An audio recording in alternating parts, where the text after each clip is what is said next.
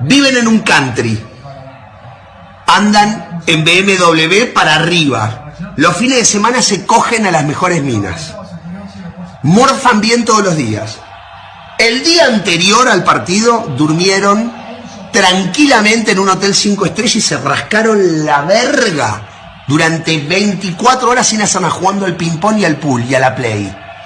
Juegan al fútbol todos los días de su vida. Los botines, $6.000, $5.000, no sé cuánto salen, ponele 3.000 mangos, 4.000 mangos, están vendados por un kinesiólogo.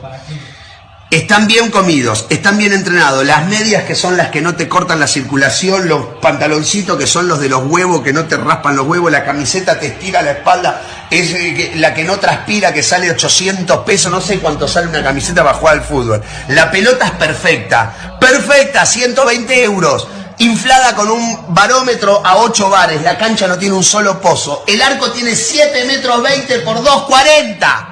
Te aplauden cuando salís a la cancha. La concha de tu madre, no sabés parar una pelota. Le vas a pagar al arco y la tirás a la mierda. Le vas a hacer un pase.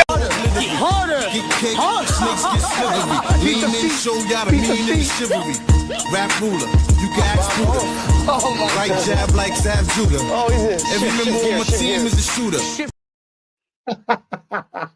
Do you know what? That kills me, Shane. That actually kills me.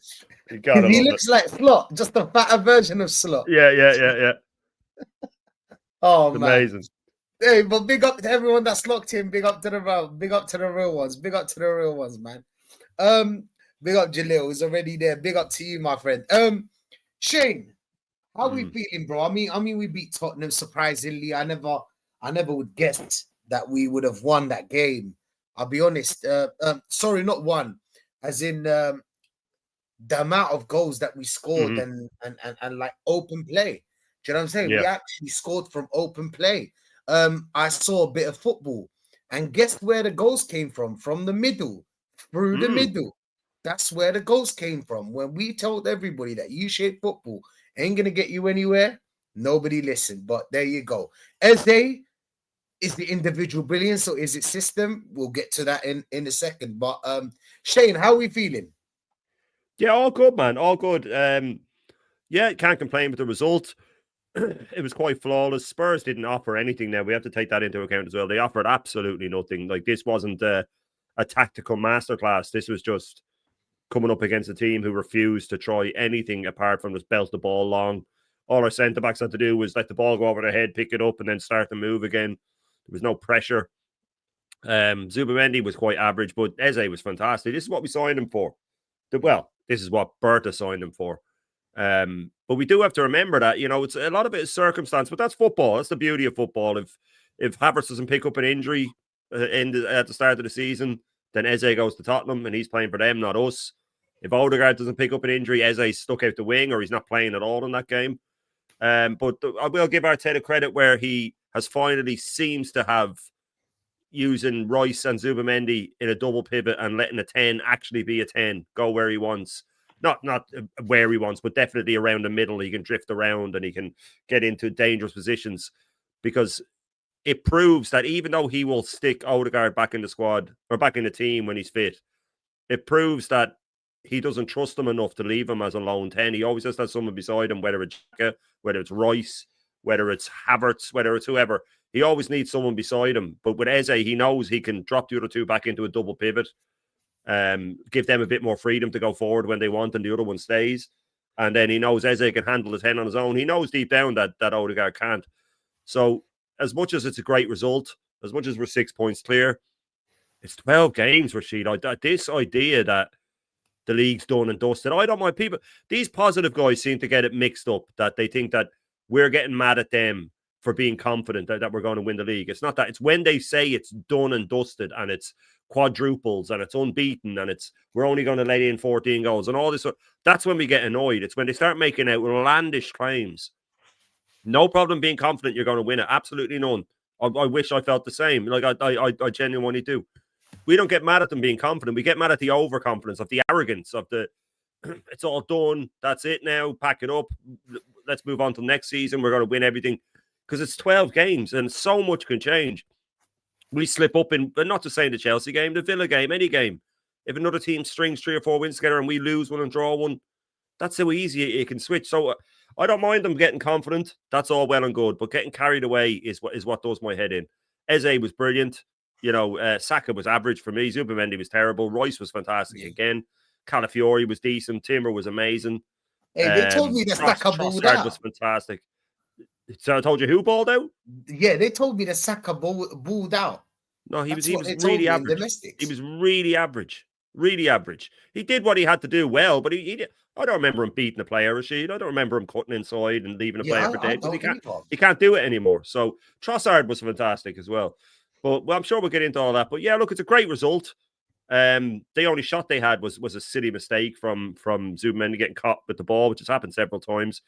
Raya off his line. But apart from that, Tottenham offered absolutely nothing. Their team should be ashamed of themselves. Their fans should be furious with the way they lined up. But job done. Move on. I had us to win, but I said it'd be a 1-0. I didn't see. No one could see that. I did caveat when I said 1-0 that sometimes you can just come out of nowhere. I said we're due smashing the team, but when that'll come, I don't know. So thankfully it was Spurs that we smashed. But we got to come together now. He's got to make sure that Calafiori doesn't play against Bayern. Make sure that he makes 3 or 4 changes. And then we'll see what happens on Sunday. But each game, one at a time. And that was a big one. And it was very, very enjoyable. Very enjoyable.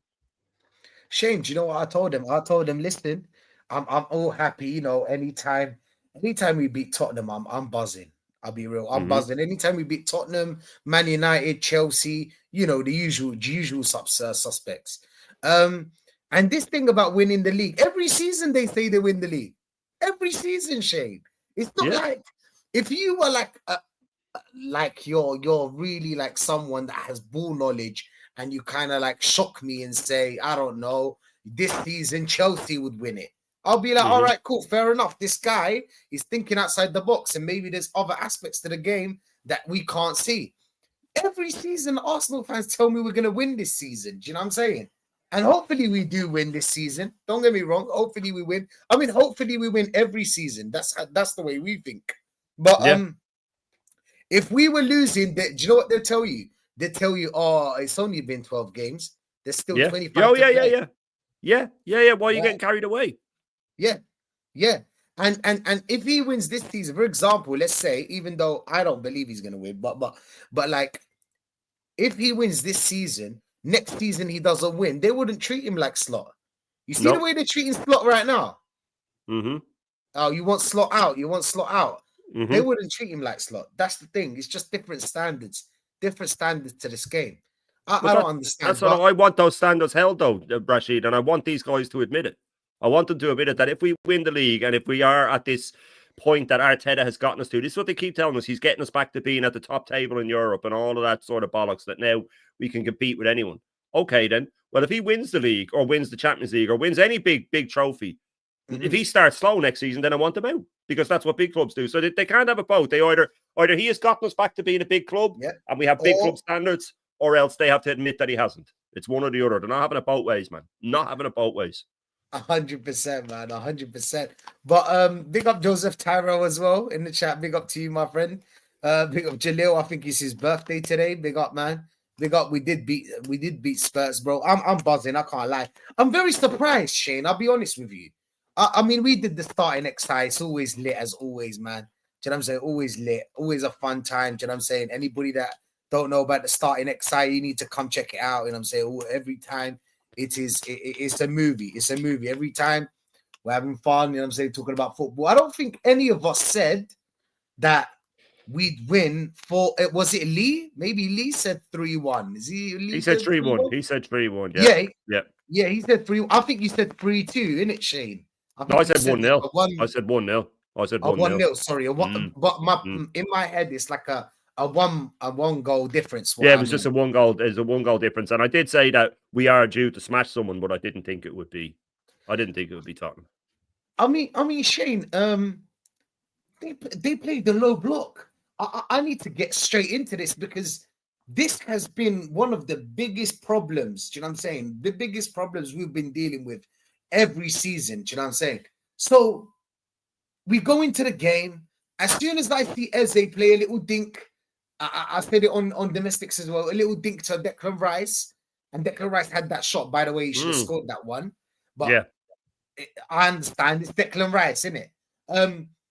That shot, and he missed it. I was like, okay, I think the team's really up for it today. And I'm saying, and I felt like Eze was really in the mood.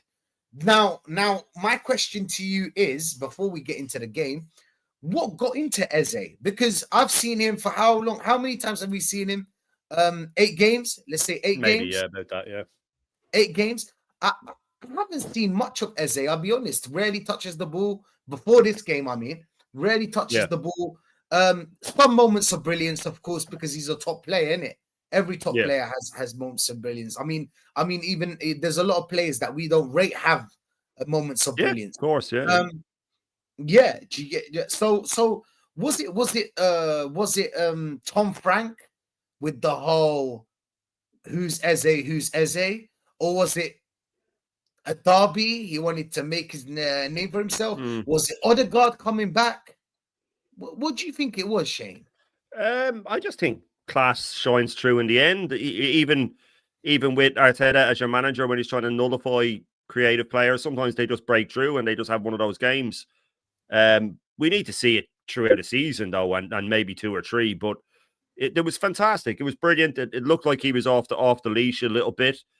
I don't know.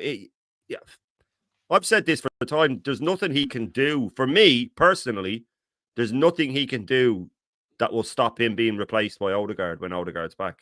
I don't think there's anything. I think he could get a hat-trick in the next game, and Odegaard will still be gradually forced in ahead of him.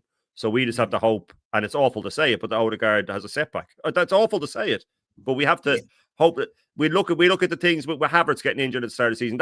What that did was that also made Gyökeres start because Havertz would have started, and it also made us sign Eze. So it's taken 2 injuries for us to see the players in that we want in. Whether the others would have worked as well, I can't see it. And I was saying this morning that I said double pivot so much during the summer that it started to lose all meaning. But I just kept demanding, just play Rice beside Zubimendi, stop him having to run back and cover. So maybe this manager's learning the last couple of games, it looked like Rice's starting position is beside Zubimendi instead of being left 8 and then having to track back to cover for him. And then when one of them goes, the other one stays. It's so simple. And then it opens up the 10 where they're not stuck to one side, the way Odegaard stuck to the right or Eze stuck to the left.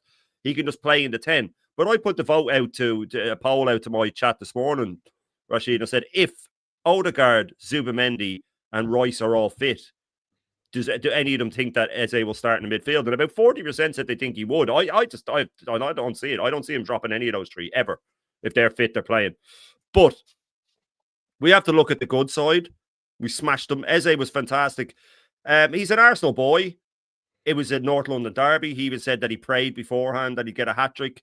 So he knows what it means, and he was just up for it. He was up for it. He got the freedom.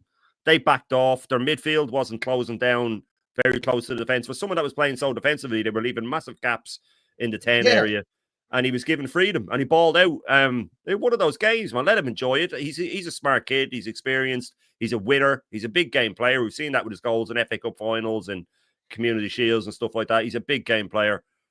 So he'll be relishing the Bayern game. And then the thing is, we just need to manage him now because this guy probably run him into the ground as well. So we do have to sort of keep an eye on these things. But look, at the end of the day, these top gooners, they think that you're looking for issues when you say, I said to you on the pre-game show, I said, if Calafiori touches grass, I don't ever want to hear a complaint about injury. Now, Rashid, when we go 3-0 up, first fucking action gaze of the second half, take him off. Take Calafiori off. Not only are you giving Lewis Skelly minutes, he needs minutes. Calafiori can't be fit. Take him off. He's on till 90 minutes weeks. These guys will say, well, he didn't get injured, right? But who's to say it could be the next game or the one after? So as much as I'm excited about the win, all of the same issues are still there. That are the reason why our seasons always derail. These are the reasons our seasons derail. It's stubborn tactics, not subbing, not rotating, and the same things are happening. So we've had starts like this before, Rashid, plenty of times. And then we burn out because it. So these guys just seem to think that it's going to stop. We could be sitting here a month from now, never mind 3 or 4, going up. There you go. There's the blip. There's the injuries. It's already started. We've just getting results in between. So as much as I want to get on the fucking, we're going to win everything, the hyper positive bandwagon, I am seeing the same things happening that caused the issues at the end of the season. So if I'm seeing them now, I'm too fucking intelligent to be able to hide my head and say, well, it's going to be different this year. We won't burn out this year. Because I know we will. Oh, we have the squad. It's smaller than last year. What are we doing here? So look, as much as I want to enjoy the win, I made sure that I just switched YouTube off because I didn't want any, and I even didn't have a top gooner get in under the fence onto my post-match stream with views and say, we're going to win everything. We're going to go unbeaten at home. I didn't want to hear their positive bollocks, man. I didn't want to hear them saying that we're going to win everything. I enjoyed that win like an Arsenal fan. We smashed Spurs. Fucking brilliant. I enjoyed the way Eze played. But you move on. You get over it, and then you go, okay, now I want to see resting against Bayern, and I still want us to perform against them, by the way. And then I want to see us go do something at Chelsea. After that, then we start thinking about Villa away. But as far as Eze's performance, and I got a bit carried away there, fantastic. That's what we signed him for. Well, that's what Berta signed him for. It's performances like that. But wait and see when this guy gets back, when Odegaard gets back. Let's see if Eze's still playing in the 10. Let's see if he's still playing in the 10. He'll be stuck out the fucking left again. Trust me on that. Obviously. Beyonce settings. It helped Eze that Spurs double pivot was getting swapped by your midfield. And the 2 fullbacks joining into your midfield and Moreno dropping in midfield. They had like 5 or 6 players to deal with. Sorry, enough. I don't want to cut across it, but this is everything I say about this manager. Mm-hmm. When we smash teams, it's when our plan A works against them. So that's our plan every game. Is the crowd the midfield every game. But when someone plays a proper low block, they nullify us. When Madrid didn't last year, we beat them. We smashed them. When City didn't, we smashed them. So when teams don't do it, we smashed them. But the only problem is that wasn't a new tactic that he did. It just happened to work this week. He does that every week. It just happened to work this week. It wasn't some tactical genius by Arteta. It's what he does every game. It's why he wants Havertz instead of Gyökeres, because he comes into the midfield. Crowding the midfield is all he knows. So plan A worked. Is all he knows. Plan A worked. That was last season when we smashed teams. What just happened was we came up against teams that didn't force us to try and find a plan B. That's it. Now, big up Joseph. Swamped. Yeah. No, swamped. Yeah. Big up you not, man. Big up you not. Where you been? Level-headed Rashid. Big up you not, bro. Real one. I expected someone else, maybe wingers up top or something. I'm guessing you were talking about the play. I don't know what you sorry. Terry Tibbs is saying Top Gooners knee sliding in their parents' basements. Facts. But Shane, I mean, think about it, yeah? Think about it. Yeah. The way we played yesterday, was it the system or was it Eze? Now, did Eze do his little? Because I saw an individual brilliance. I didn't see any. Eze got the ball, took on 2 players, boom. Well, the first goal was by Moreno. Great ball from Moreno, by the way. Hey, listen, Moreno, he needs to understand. He needs to switch to a striker. Mm-hmm. Striker straight away. Unless you play for Spain, we explained that Spain is just different. The midfield that Spain has, they can afford someone like Moreno.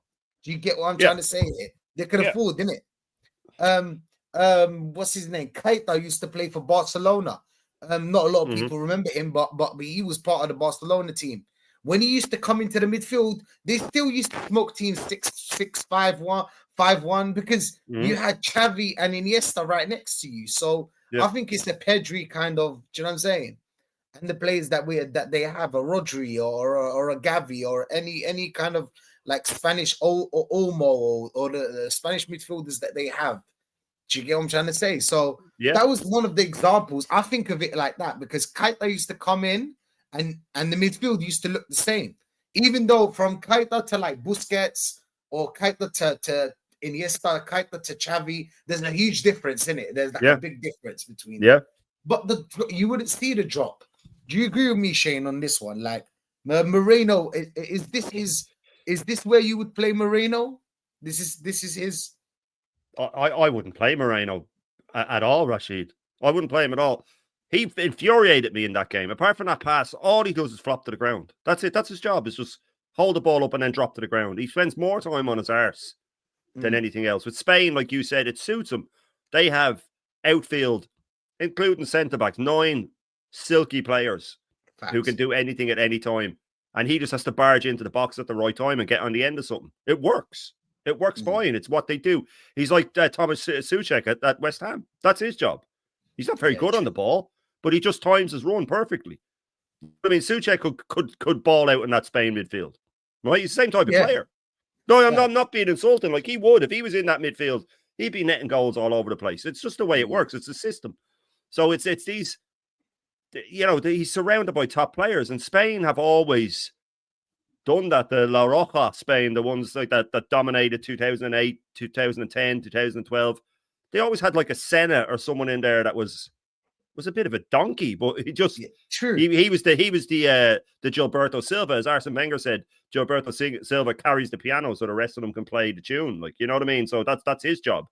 So when I look at it, I just don't rate him. I don't rate him. He has moments. He'll get goals here and there. I think DJB said it best. For me, all I'd use him for is on the bench or League Cup games, stuff like that.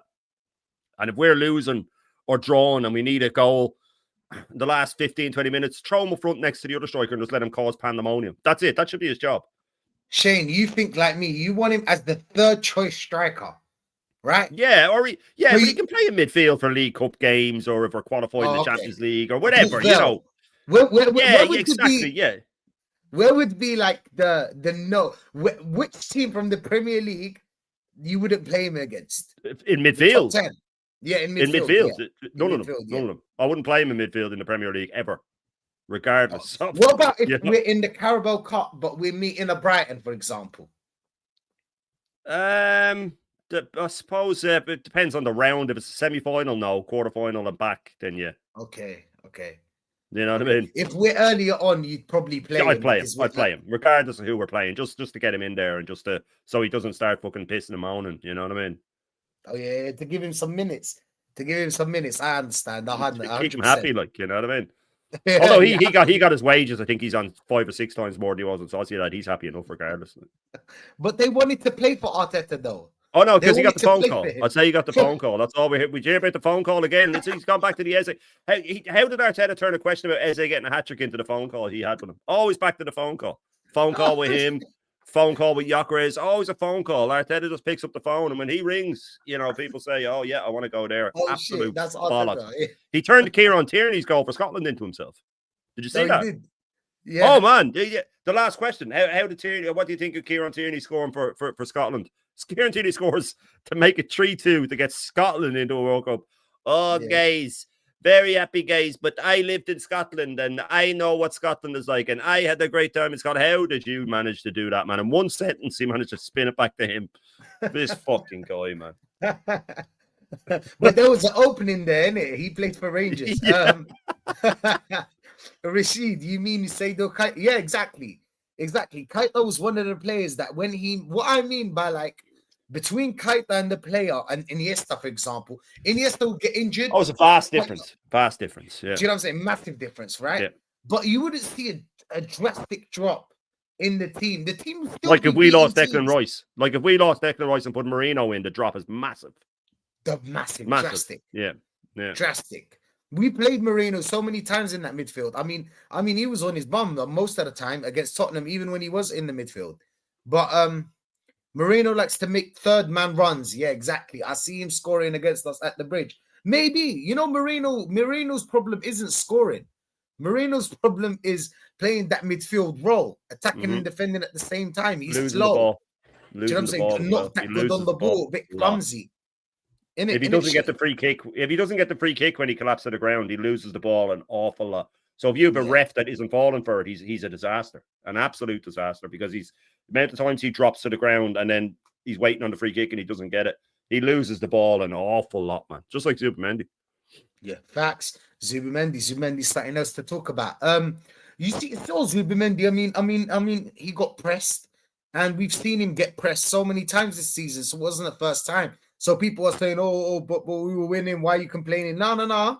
We've seen this so many times. See, this didn't cost us this time, but it will cost us at some point. Do you get what I'm trying to say? We saw the goalkeeper. The goalkeeper was out of his line. He was playing as a sweeper. And the domestics, they told me, but Rashid, that's how we play football, innit? He plays the sweeper role. Yeah, but in that moment, he didn't need to be there. In that moment, he didn't need to play the sweeper. No, not at all. Not even close. No. What's your thoughts on that one, Shane? I mean, it wasn't the first time for Zubimendi. No, sure, he lost the ball like that against Liverpool and then gave away the free kick and got booked that they scored. He's done it loads of times. And I told everyone in the summer relentlessly that he, as much as he's a good player with space and time, he will get... Casemiro bullied him in the Europa League last season when he was playing for Sociedad. The high press, against Palace, he gave the ball away 3 or 4 times with just blind passes, with not having a look because he's so used to not having a high press. But I've also said that if he learns to use it to his advantage, like Rodri did, Rodri was quite shambolic in his first 6 months. He was losing the ball a lot, man. People forget that. And then he adjusted and he realized, okay, well, if I spin my man who's closing me down, that's one less. That's that, and then I have more time than I would have had with a low block. If they don't do the high press, then if I spin them or if I shrug them to the side, then I've got more space. If he learns that, it could be even more to his advantage. But right now, he just seems really unaware of what's around him. But as for Raya, you're right. We had the ball for about 20 seconds at that point. Yeah. It wasn't just like we just won it back and he was in that position. Fact. So he had time to go back. So, no, I'm not forgiving him for that. And I know people say, well, it's just we were winning 3-0. But our point is, it'll happen in a big game. It'll happen in a final, or it'll happen somewhere where it punishes you. It happened last season against Palace. Mateta scored to make it 2-2. Facts. You know what I mean? It's happened before. So I get that they will say, oh, well, he's the most attacking goalkeeper, as Arteta said. Give me a fucking break.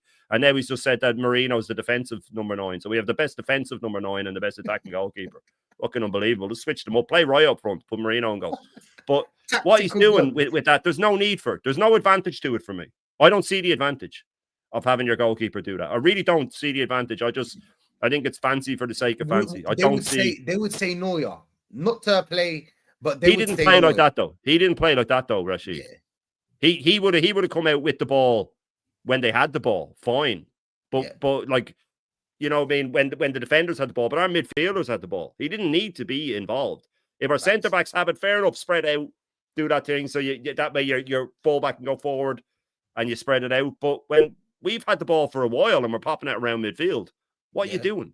We're in our own half. Again, if we were in their half, and everybody's pushed up, fine. Push up a little bit in case they play it over the top. You're closer to the ball. But there was no need for it in that situation. Absolutely none. And to start defending it is silly. And they would say to attack it is silly. But we've said this before. If you want to win leagues or Champions Leagues, you can do 95% of things right. If you don't improve the 5%, you won't win them. It's elite sport. It's the best of the best. You have to take that 5%. You have to take that 5%. And that's what you have to work on the next day. And if this manager is so fucking meticulous and so like he always says he's a genius and all that, well then he'll be right as well as saying that, going, what were you doing? But he's the one telling them to do it. So I mean, they want to win the big prizes. Unfortunately, you have to nitpick. I mean, Shane, when you think about it, you're only as strong as your weakest link, right? Yeah. I mean, we can see our weakest links right now. We can see them on the pitch where we can tweak a little bit player here, tweak a player here. We're not saying you have to get rid of him, but rotation is key. When it comes to Rodri, you talked about Rodri, and the first 6 months horrendous. Even more, I think it was 8 or something like that. But the point is like, this is with most of Pep Guardiola's players, and Pep Guardiola makes you better. With Arteta, the players that are in the midfield or attackers don't usually get better. But I hear that 100%. I hear that. I mean, Shane, we need to move on to player ratings right now. I want you to rate me these players, because we're gonna start off with David Raya.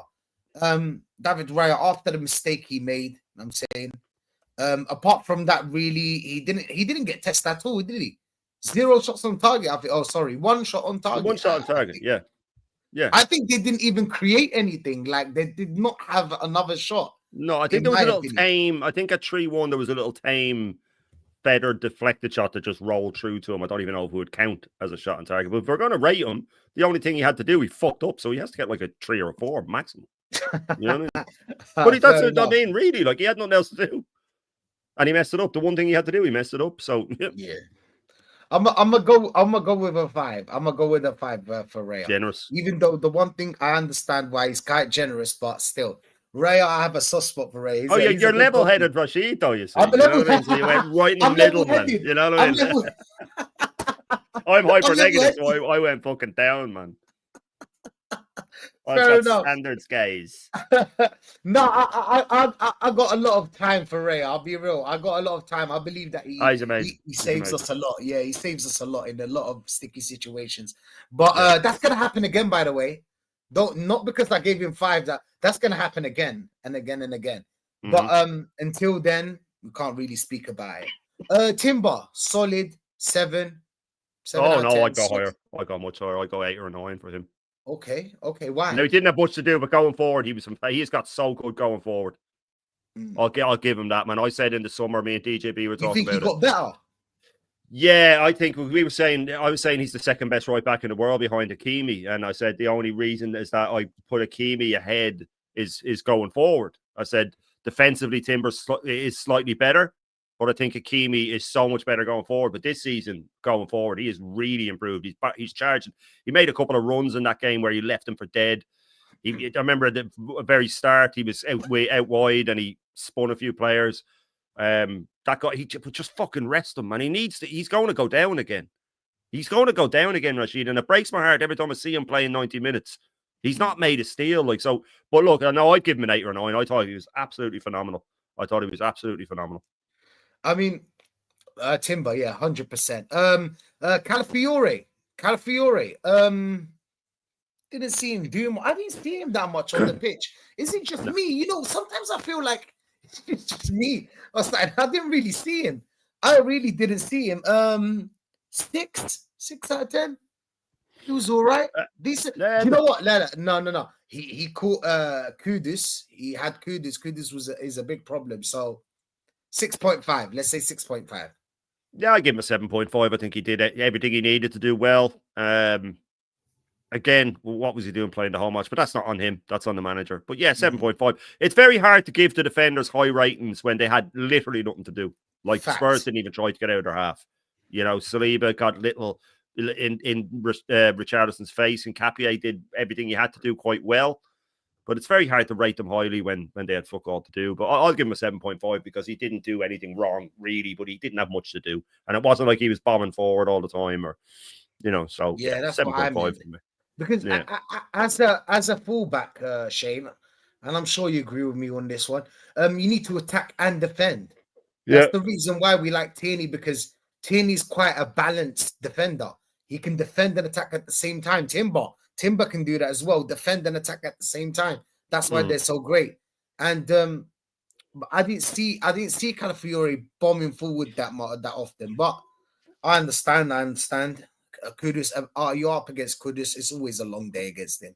Saliba did well. You know what I'm saying? He was a bit of shithousery, pissing off Richarlison, backing his boy Declan Rice. What happened with Declan Rice? And just to deviate a little bit, Declan Rice with that tackle that Simmons. he made on Xavi Simmons. Yeah, because he said something to him as well. There was something behind that. It must have been Declan Rice. My missus said while we were watching it, Declan Rice looked pissed off for the last half hour. Something was said to him or something. It's a North London derby, a bit of needle. I don't see any problem with it. He should have got booked for that tackle, by the way, Declan Rice. It was a blatant foul. He was lucky not to get booked. But Saliba, yeah, I'd give him an 8. He did nothing wrong. He was solid. He dealt with Richarlison really well, which he can get dragged into stuff like that. Gabriel might have got dragged into it a bit more. Saliba showed that sort of French calm. So, yeah, listen, with both centre-backs, I'd go 8. I just think they did nothing wrong. You know what I mean? They were fine. Everything they had to do, they did it well. Got to give them a 7 or an 8. Fair enough. Hincapié, I mean, Hincapié, is it like the first full game? Nah, he played against Brighton. He played before. But yeah. At centre back, it's his second start at centre back, and he came off at what about is it like the 8 biggest minutes test left? so far? That's what Yeah, I mean. yeah, and he did well. He did well. He's a good player. Yeah, I like Hincapié too. I'll be honest. Mm. I know that you tell me, oh, but you haven't watched him that often. But I don't know, man. I have these feelings about these players. Like, No, you Timber, can. You for can make up your mind quite quick. Yeah. do you know what I'm saying, Shane? I don't know about you, but Mhm. like when I saw Timber for the first time, you know, I didn't watch Timber before that. But when I saw him for the first time, I was like, Straight yo, away. Straight away. Yeah, innit? straight away. That's a good Yeah. player right there. That Yeah. not just good player, very good player. And Yeah. now he's going into the baller if he wins. But again, the winning part is the tough part when it comes to Arsenal. But it is ways. I think Hincapié did very well. I agree with you. Eight did very well. Hincapié. I mean, there was no tests really, but yeah. Zubimendi. I mean, Zubimendi giving away the ball unnecessarily. Wasn't the only time either. Not the first time. So you can't tell me, oh, you're being too harsh. You're being too harsh. No. This ain't the first time. We've seen this before. Do you know what I'm saying? So I mean, he didn't even need to take on those two players. Do you know what I said when I saw it? I was like, yo, Zubimendi, who do you think you are? Rodri, who do you think you are? Pedri, you're not going to take on. Yeah, it's like he got bored and he wanted to be the center of attention for a while or something. Do you know what I'm saying? Like, let it go. I mean, it was easy pass back to Raya. Easy pass back to Raya. Everything would have been good. But this ain't the first time, Shane. What's your thoughts on Zubimendi? I mean, I don't see what everybody else is talking about. It's like they're trying to cope.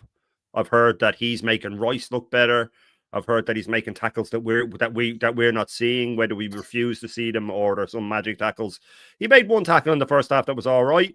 He gave the ball away a couple of times. He was a bit lazy on the ball. I don't see him making these killer passes everyone was talking about. I thought this was one of his more below average games. People, I was saying it this morning as well. People say when I say he's been average, they act like I've shot their mother or something. I'm just saying that he hasn't been world class the way they're putting him. I said he can be. He can get there. It's going to take a lot of work. But at the moment, he has been average. But he's been average for a team that's top of the league. That's not so bad. You know what I mean? In a new country and all that. I'm not bashing the chap. I'm just saying there's a lot of things he needs to work on. And this game showed a lot of them. I'd give him a 5, and he's lucky to get it. 100%. I'd give him a 4, to be honest, just because of the way he played, and I didn't see him that much. But Declan Rice should have buried the first goal. Should have buried the first chance. Sorry. Ran around. You know, Declan Rice works hard, gets stuck in. Should have got booked for that one. In my opinion, he should have got booked for that one. We saw a bit of fight. We saw a bit of Rice getting pissed off, and I thought it was for the PR, you know, to play the music behind it, and him like standing over Xavi Simmons, and you know they love it on Insta, innit? They love those videos. They love their short videos in Insta. Yeah, you know, Declan Rice, usual. 7 out of 10. 7. Yeah, I'll give him a 7.5. He was up and down the pitch. He didn't do anything exceptional. He just did a Declan Rice performance. But again, played the full match. I mean, it's just gone beyond a joke at this point. And if and when he goes down, I don't want to hear it. I don't want to hear anybody talk about it as bad luck. I don't care if he's taking a walk with his dog and his hamstring goes. I don't care. This is all because he's being overplayed. To leave him on like that is absolutely criminal. With a full bench, but this is what we've seen. But yeah, I'd give him a 7.5. He was up and down the pitch. He did what he did well. He should have scored that chance, but yeah, it was all good. 7.5. He was solid. I mean, we were 3-0 up. There was no reason to keep these players. We could have took off Saka. Could have took off Timbo. Could have took off Eze. We could have took off not Eze. Eze was on a mad one.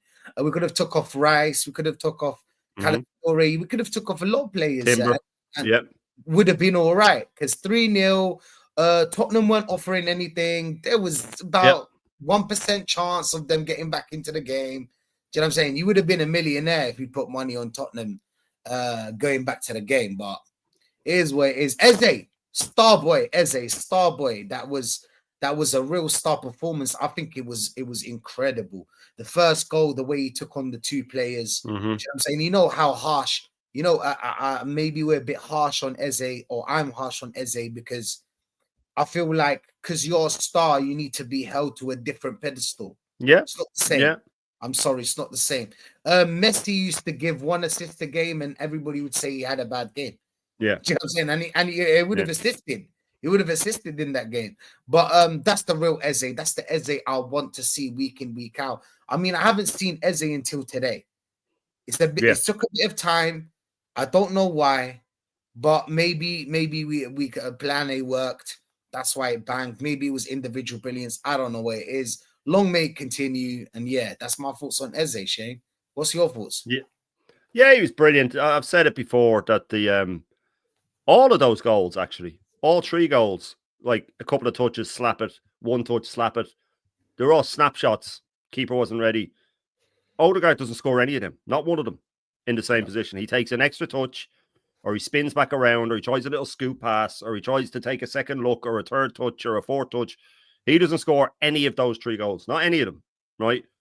So for me, Eze, that was a performance that our captain, our creative force, has never given us. He's never given us a performance like that, ever, especially in a big game. Never. Not even in 22-23 when he had his best season would he have banged in a hat-trick and taken on a team like that and been direct and scared them every time he got the ball. Not ever would he do it, which makes it even worse that he will get back into the team. But for me, Eze, that's a memorable performance. First hat-trick in a North London derby since 1978, man. You know what I mean? Like these are historical things that we should be celebrating. I'll give him a 10, man. I don't hand out 10s. Yeah. You'd get about, he'd probably be the only one this season that'll get a 10 off me, but I'll give him a 10, man. That was Eze at his best. Double pivot behind him, give him freedom. And amazingly, it happened. So all of you top gooners out there that are hold that and hold this, yeah, and hold that, yeah. All I will say is we have been saying for fucking 2 years to let our 10, before we even had Eze, if we're playing a 10, let him play free roll, please. 2 players in a pivot and let him play free roll. None of this 6 and 2 8s. None of this 6 and a left 8 and a 10. None of that shit. 2 6s, box to box, and let our 10 play, even if it is Odegaard. But look what happens when this is what we've been asked for. This is what they don't get, Rashid. When we get what we've been asking for and it works, they still say hold that. How does that work? How does it work when they see nothing wrong with this manager when he's not playing Eze in the right way? Then when he plays him in the right way and Eze balls out, they're still telling us to hold that. They were telling us he was a left winger.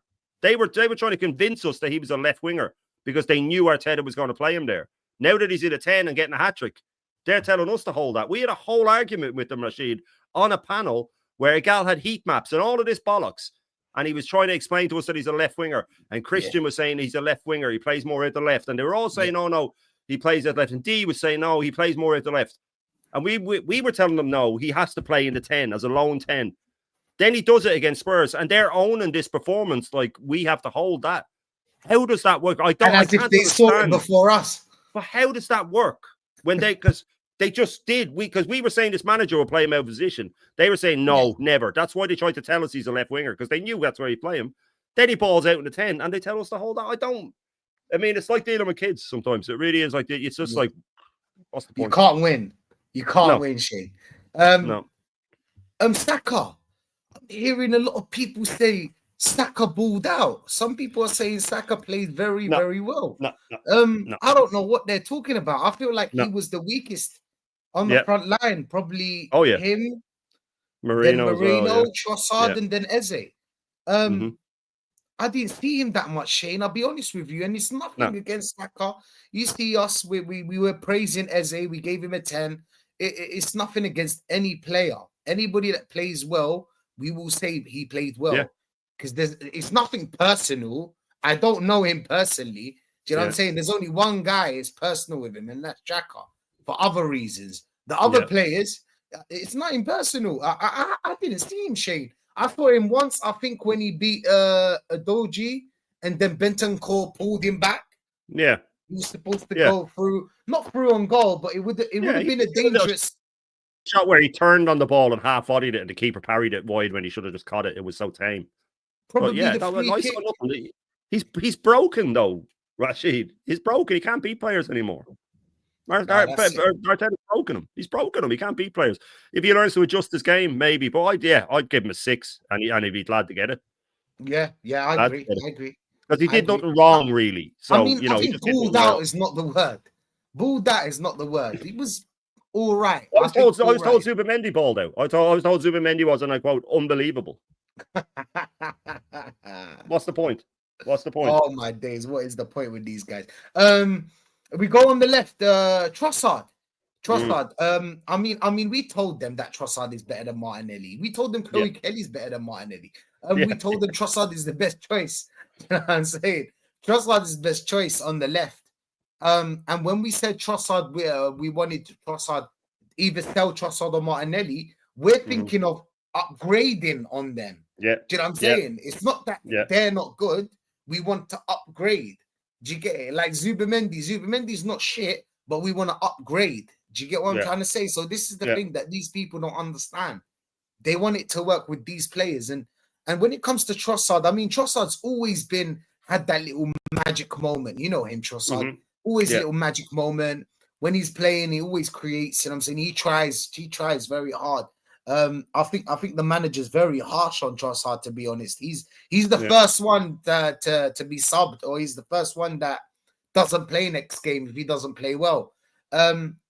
Trossard, I think I'll give him an 8.5. He played very well that game and created, moved around. You know what I'm saying? First time crosses, love them. Those first time crosses. Left foot, right foot. He's techie. Trossard is techie, man. Yeah. Shane, what's your thoughts? Yeah, I agree. 8.5. I think he was brilliant. I think this season he's become more direct. He's become more passionate. Normally he's yawning and stuff like that. He's giving it socks to the crowd. I don't know if someone's been in his ear, but he's certainly more direct. He's running at players. He's taking a touch out wide and whipping it in, or he's cutting inside. Now, he was fantastic. Absolutely fantastic. I'd give him an 8.5 as well. I thought he was very, very good. Very good. And he's been good recently. He's been very good recently in a lot of games. Yeah, 100%. Because a lot of people came out and said, "Oh, you wanted him out." Not me personally, but they're like, "Oh, you wanted him out. You wanted to sell him. See what he's doing. Bro, calm down. The bar is so low. Don't do that. Don't really get me into like talking and saying the truth. I don't want to ruin the party. You know when you don't want to ruin the party, Shane? I just don't want to ruin the party because I could ruin it for you. Do you know what I'm saying? The bar is so low. Let's not do this. But he's playing well nevertheless. So we'll allow it this time. Moreno, great pass to Trossard. Apart from what did he do apart from that, Shane? I mean, I'm blanking here. That was it. He just fell to the ground a lot. That was it. That's all he did was fall to the ground. But I heard he was unbelievable. He was balling. Huh? He was the secret weapon. Oh. No, man. I give him a 6 just because of the pass. That's it. He did nothing else, man. Absolutely nothing else. Fell to the ground a lot. No. If he was unbelievable, and Zubimendi was unbelievable, and then all the players that we've said were good, the Trossards and stuff were as good as they were, we would have smashed them for 7 or 8. Spurs were terrible. Come on, man. You know what I mean? It was 4-1. It's not like we won 8-0. Every player on the pitch can't be unbelievable if you only win 4-1 against a team that didn't even try to come out of their fucking half. You know what I mean? Let's get it right. Come on. And left massive spaces in the midfield as well. Massive spaces. Yeah. I don't know what they were doing, but it is what it is. It is what it is. There's nothing really to talk about the next ones. There was no substitutions. As usual, you know, Shane, with this manager, it's always one piece missing. Always one piece missing of the puzzle. We were winning 3-0. I would have wanted to take off a lot of plays, and we're going to move into the Bayern game right now, but it is where it is with this manager. You know what I'm saying, Shane? You never get like the full good experience. You always get, you know, it depends. It really depends. But how much would you rate Arteta this game? Because of the lack of subs, he loses a lot for me. Because it's the one thing, you know, what I'm obsessed with it, him running these players into the ground. I think I'll give him big credit for giving Eze the free role, the proper free role. I'll give him credit for that. For starting Calafiori, he gets a lot of marks taken off for me. That was insanity to start him in a game when he hasn't trained for 2 weeks. People say, "Oh, but he got through it." Yeah, well, let's see if he drops in a week or two. You know what I mean? Come on, Gabriel was forced to play against Palace when he hadn't trained all week. And then a couple of weeks later, he drops when he's off of Brazil with a fatigue injury. So that's what happens. But for the Eze thing, for letting them attack, you got to put them up to about an 8 or a 9. But then I'll take 2 off because of the subs. I'll give him a 7, and people go nuts. Tactical master. There was no tactical masterclass, by the way. Tottenham just had no tactics, so he didn't. They suited our plan A. But to be fair, I would take more off him if it wasn't just that it's not worth the hassle of, getting clipped up and saying we won 4-1 and now Teddy only got a 5. But no, I'd give him a 7 just because he didn't. These men don't think outside the box, Shane. No. They can't. They refuse to. Everything's perfect. When it's a current win, that's what we go by. If it's a current draw or loss, you go by the last win. That's what they do. Always. You know what I mean? Always. It's the same with the injuries. This is the last injury. Well, it's over now. We're going to get the cavalry back. Okay, but by the time they get back, we'll have 3 or 4 injuries. 3 or 4 new ones. Guaranteed. Every time. Yeah. And wait to see now. Saka's due another injury. Rice, I just don't know how he's gone on so long. Hincapié looked ruined at the end of it. And Calafiori's going to drop soon. Timber could be close. There's so many players in this team that are very, very close to dropping. And it just all would come back to this argument again. And it will happen within the next week or 2 as well. Battles, Shane. Battles, not the war. Shane, we're moving on to the Bayern Munich game. I mean, what are we, 12 points? We're quite comfortable. I would, to be honest, I would take it easy. And because if you get first place or 8th place, I think you qualify directly, correct? Yeah. And then the rest, you get that little thing, that playoff thing. Yeah. But the thing is, if you get if you get top, like you get the lowest finishing one, but whoever it was finished top last season, Liverpool, was it? They went and got fucking Madrid or whoever it was. Yeah, they got PSG. Yeah. PSG. So, it doesn't really make that big a difference. It's pot luck who you get. There's 3 of us on 4 wins, and Inter's one of them. We play one of them, but if you do look down, I think it's 12 points, and then you can drop. There's like 9 places on 9 points, but that means everybody else has to win and stuff like that. I would be resting minimum 4 players for this game, Rashid. Minimum 4 players. I mean, Calafiori. I'd put Mosquera in for Hincapié because he looked wrecked. I'd probably play Ben White over Timber if Ben White is fit, which I don't know if he is.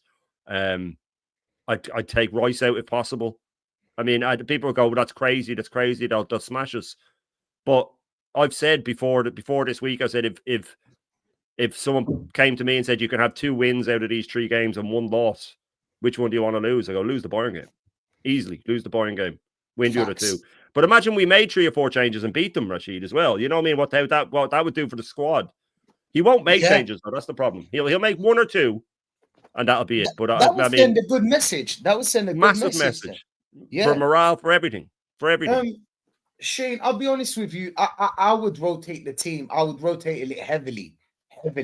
Like, I would take away a lot of players.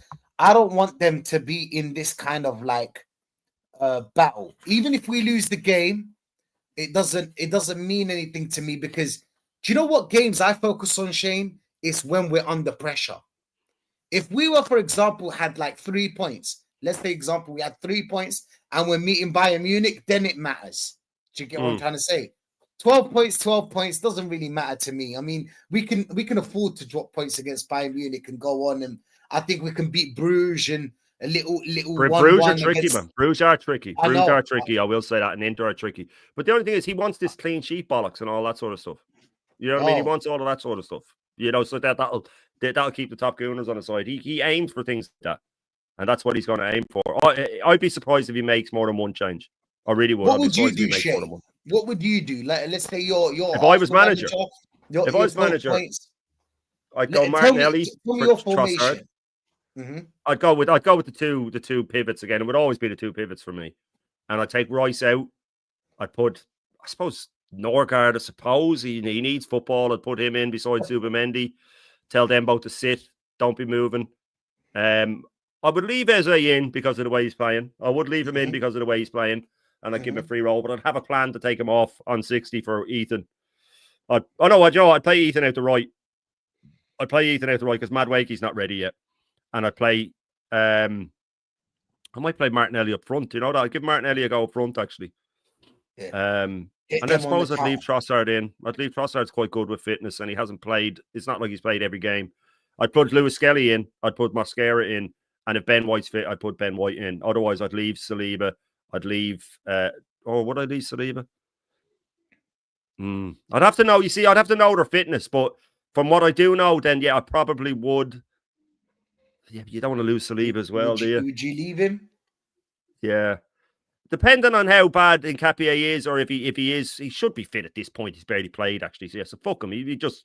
Yeah, you know what? I'd go Nketiah and Mosquera. I'd change the whole back four. Yeah, I would have changed the whole back four. I'd bring in a midfielder. What about the keeper? You keep Raya?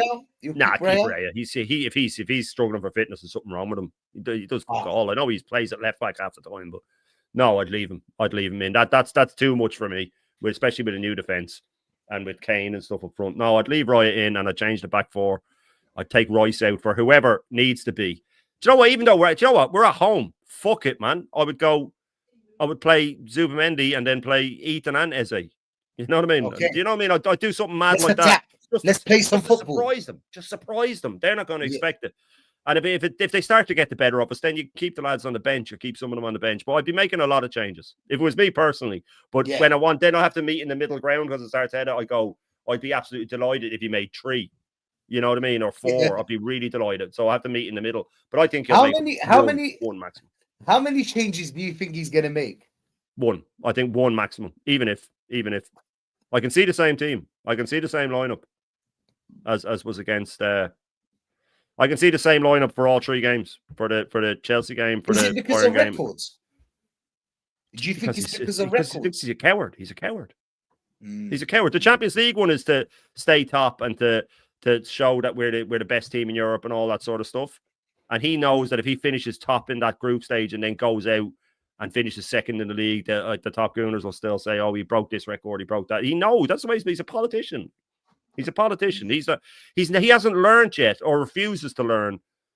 He worked with Pep, man. This is what amazes me. He worked with Pep, who rotates from the second game of the season and then has this mad run. He was there for 2 or 3 of those runs after Christmas that City had. He was sitting beside him on the bench. Did he not realize that it was from rotating that Pep had all these fresh players? So he hasn't learned that yet. Well, refuses to, because there's no way he doesn't know he refuses to. So I would be a little bit surprised, but not stunned at all if we see the same 11 for the game and the Spurs game, the Bayern game, and the Chelsea game. I wouldn't be surprised at all if we see the same 11 for all 3 games. Fair enough. Would you be upset if we lost and we changed players, or would you be upset? No, not at all. Not at all. I'd be more pissed off if we didn't change anyone and drew. Yeah, I would be. I'd be more pissed off. And if we didn't change anyone and won, I'd be probably just as sort of sad as I'd be if we changed 7 or 8 players and lost. And I mean that honestly, because it's a marathon. It's not a sprint, man. You know what I mean? So my big thing, and we say it every time before the matches, Rashid, when we're doing the stream on your channel, I just want to see that he's learning, and he never does. It's always the same lineups. It's always the same. Because I couldn't be mad at him. Someone came to me and said, "Oh, when I was talking about Gabriel, this is an Arteta injury. Don't blame Ancelotti. This is all down to him." Someone said, "Oh, if he was rested him for a big game and we lost, you'd be giving out Arteta." I said, "No. If you'd ever listen to me, I'm always saying rest one of them. Rest at least one of them. One of the 5."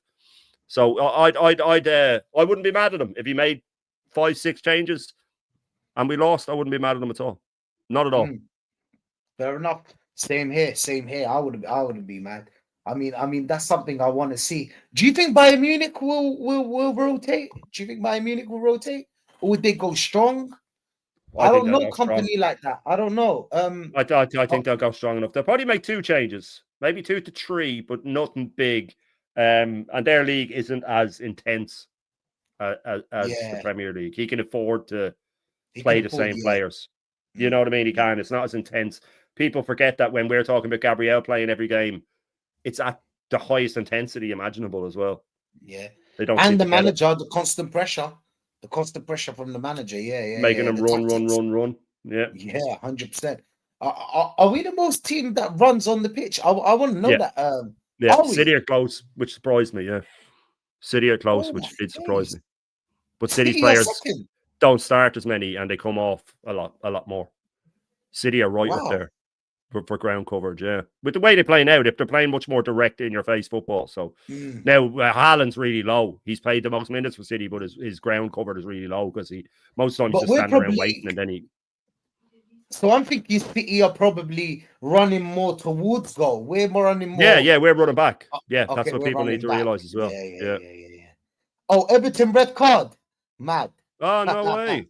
Oh shit, Man United are gonna win. Oh shit, man. Who got the red card, Johan? Who? Tell us. Idrissa Gueye. Hey, bro.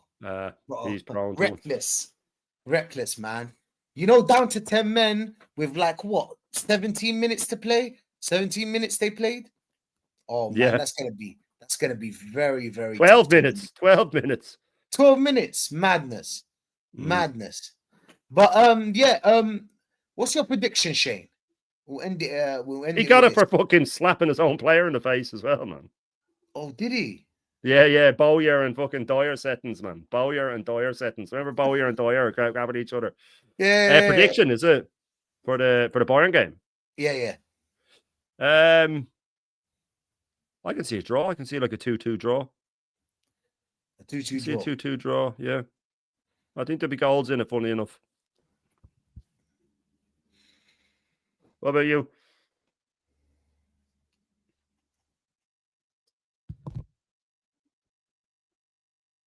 I can see a draw as well. Yeah, we're at home. But We're at home, so. Yeah, we're at home. But I know that Bayern Munich are playing great at the moment, isn't it? And they're scoring a lot of goals. It's interesting to see, actually. I might go with a draw. If I was a betting man, I'd go for a draw. For a draw. But yeah, that's it, people. Thank you very much for watching. Shane, big up to you every time for being here. Always late. It's been 1 hour that quick. I don't even know how fast that went. But Shane, what you got coming up? I'm on my hour and a half, 9 for the OGs. I think our fucking tardy Aaron is running late again, but I don't know. He says he's not sure. And then obviously back tomorrow for the full Irish. What day is tomorrow then? Tuesday. Yeah. Retro show tomorrow, and then clean through one-on-one with views on Wednesday when the chat decide who owns. I can't. It's mine. He stole it. Well, he created it, but look, we'll get into it. We'll get into it on Wednesday. We will decide. Bruised Banana Thursday, and then off topic Saturday, which I'm really looking forward to. We'll be discussing the greatest academies in the history of football. Which I'm really looking forward to. That's going to be an interesting. Some surprises. La Masia. We've got to start with La Masia. Well, right? we'll probably finish on that, man. We'll probably finish on that because it can't be beaten. It can't be beaten. But there's some surprises in there, man. Some surprises in there that I found when doing my digging. Yeah, I know, crazy, right? Yeah, even Chelsea are up there as well. Chelsea, Leeds have had a cracking one through the years. Southampton. No? Yeah, they've had a cracker. Benfica. There'll be some honourable mentions. Like Clairefontaine is an international one. All around the world. You're from around the world. So Flamengo are in it. There's a few others. And then obviously, hopefully Kenny Ken's around just for his insights. And Gianni, man, that guy's football knowledge is insane. Oh, yeah. Gianni, 100%. Man. Fuck me, man. And I'll be doing a watch along with Gianni on Sunday night as well. Napoli against Roma. Forza Roma. Roma top of the table, man. Arsenal top of the table, and Ireland in the playoffs. So I don't think I've ever had a football week like this before. Oh, man. What you think Ireland are going to do it? Because I'm think they are, Ireland. Because of you guys, I was looking at Ireland. I was like, do you know what? It's playable.